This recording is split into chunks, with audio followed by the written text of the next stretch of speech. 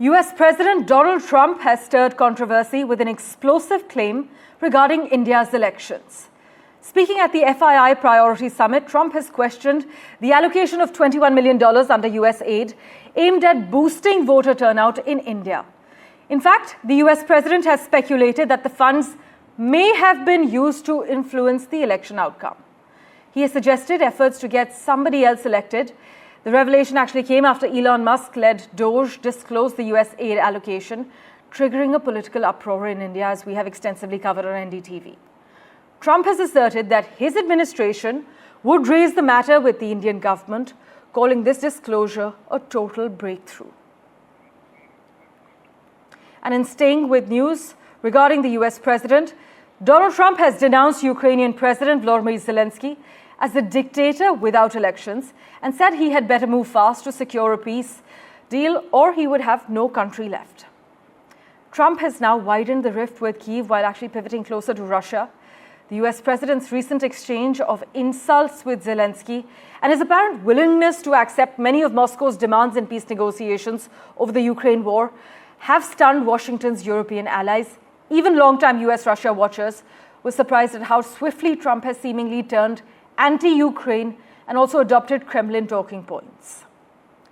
Now, as Moscow and Washington look towards normalizing their relations, with the Kremlin suggesting American firms could do more business in Russia, they are meeting on equal ground as partners.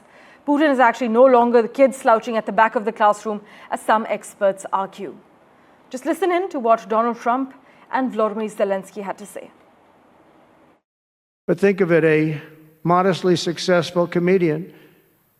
President Zelenskyy talked the United States of America into spending $350 billion to go into a war that basically couldn't be won, that never had to start and never would have started if I was president, not even a chance, and it didn't start for 4 years. He refuses to have elections, is low in the real Ukrainian polls. I mean, how can you be high with every city is being demolished? It's hard to be high. Somebody said, oh no, his polls are good, give me a break. Every city is being demolished. They look like a demolition site, every single one of them. And the only thing he was really good at was playing Joe Biden like a fiddle. He played him like a fiddle. That's an expression we use, yes, sir, to say that he's pretty easy. A dictator without elections. Zelenskyy better move fast or he's not going to have a country left. Got to move fast because that war is going in the wrong direction. In the meantime, we're successfully negotiating an end to the war with Russia. Voice of America's Jessica Stone is with us with the latest update. Jessica, we've just heard Donald Trump inflating the amount of money the US provided in aid and asserting without evidence that half of it is missing. He's clearly said that Zelensky's played Biden like a fiddle.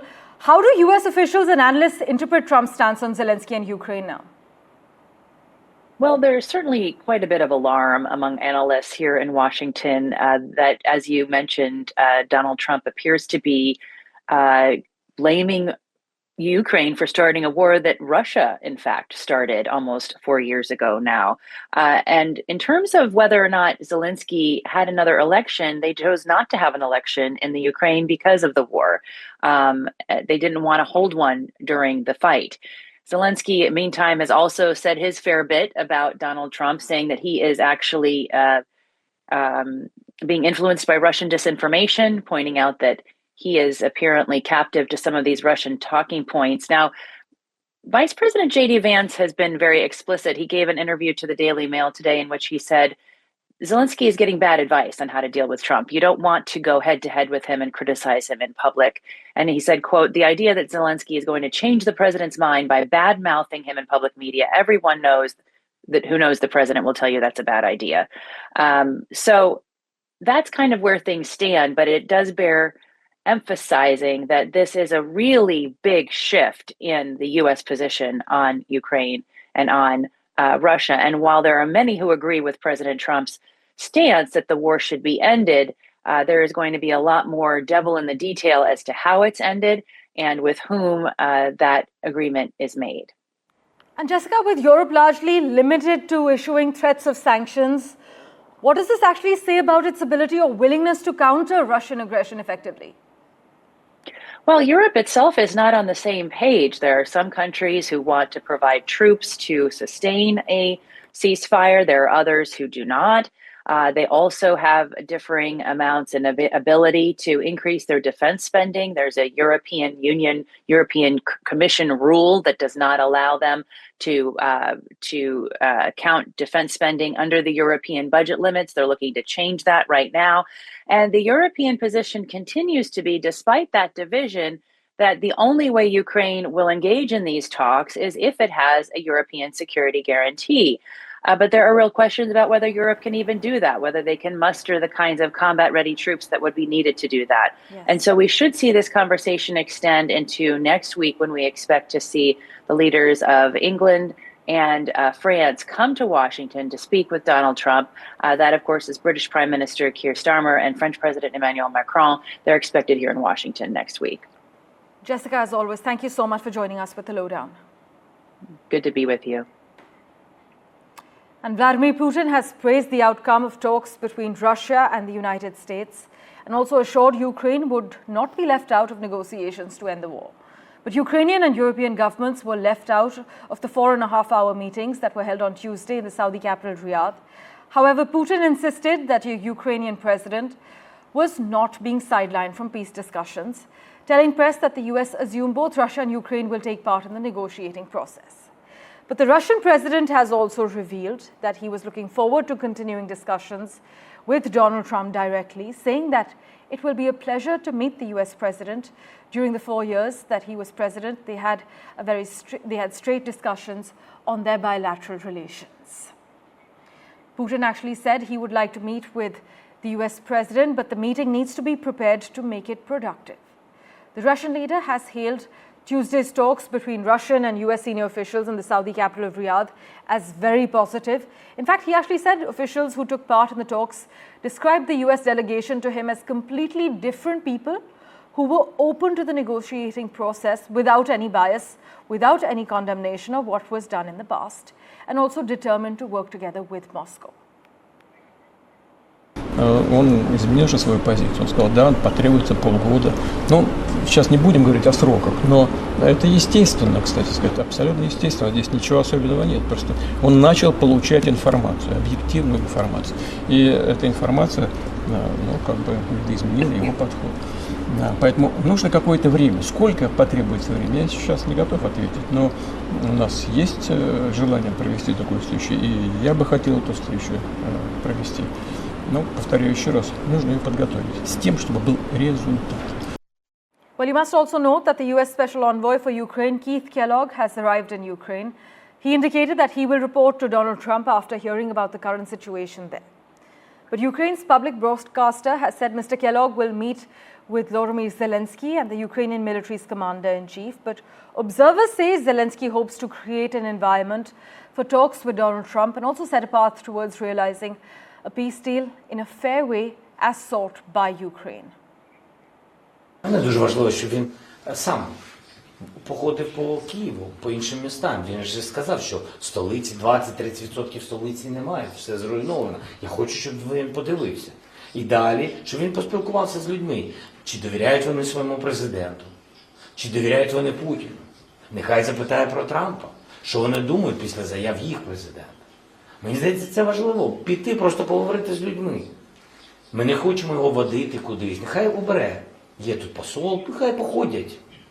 Мені здається, це дуже важливо зрозуміти наживо, що відбувається. А далі, як я і сказав, я готовий з ним поїхати на фронт, я поїду з ним.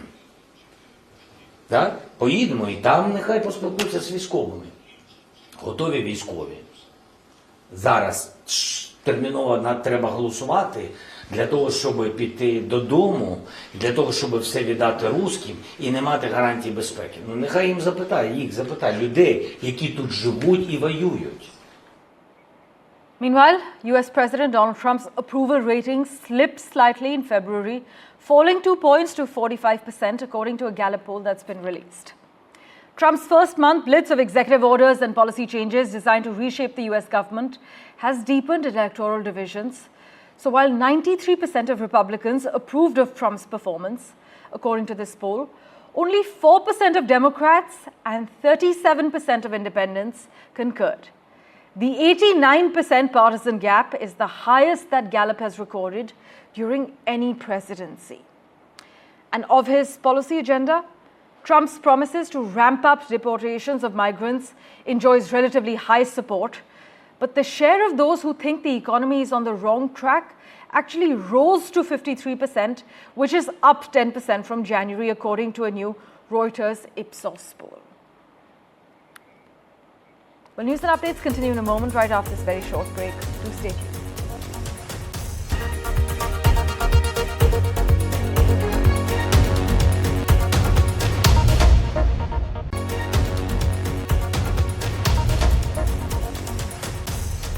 News coming in from the US. Authorities say at least 2 people are dead after a mid-air collision involving 2 small planes in southern Arizona. In fact, the National Transportation Safety Board in the US said it is investigating the collision near an airport. The Marana Police Department confirmed 2 deaths after responding to this crash. Meanwhile, the Federal Aviation Administration says 2 people were aboard each plane that was involved in this collision. In staying with updates from the US, rescue efforts are ongoing for the second day as water levels continue to rise on some waterways in Kentucky and other portions of the Ohio Valley and Mid-Atlantic flooded by a deadly coast-to-coast winter storm. This storm has unfortunately killed at least 14 people, and it took some of the worst of the devastating flooding in the region. Several others are missing as we speak, amid significant levels of flooding in West Virginia too. Let's switch tracks now. Well, the death of a 20-year-old Nepali student at Kalinga Institute of Industrial Technology in Odisha has raised diplomatic concerns, as we have been covering on NDTV, with Nepal warning that it may reconsider allowing its students to pursue education in India if the case is not handled fairly and legally. But KIIT has announced a scholarship in memory of Prakriti Lamsal, the 20-year-old Nepalese girl student of the private engineering institute who died allegedly by suicide in her hostel room on the 16th of February, leading to absolute unrest on the campus, as you can see on your screens. Tensions escalated after reports emerged that the university authorities forced Nepali students protesting this incident to vacate the campus without prior notice.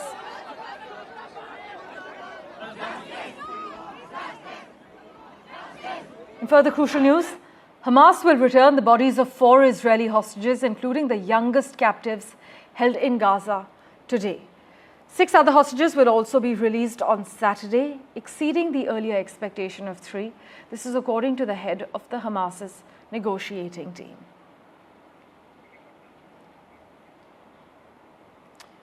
Well, in other news, Apple introduced a new low-end smartphone called the iPhone 16e. That's priced at $599 US, aiming to revive growth after a sluggish holiday season. Now, this rebranded device goes on sale on the 28th of February and will cost $170 more than the $429 iPhone SE that it replaces.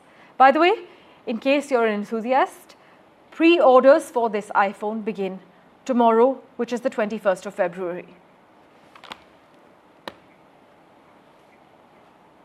Thank you for investing your time and watching this edition of The World 24/7.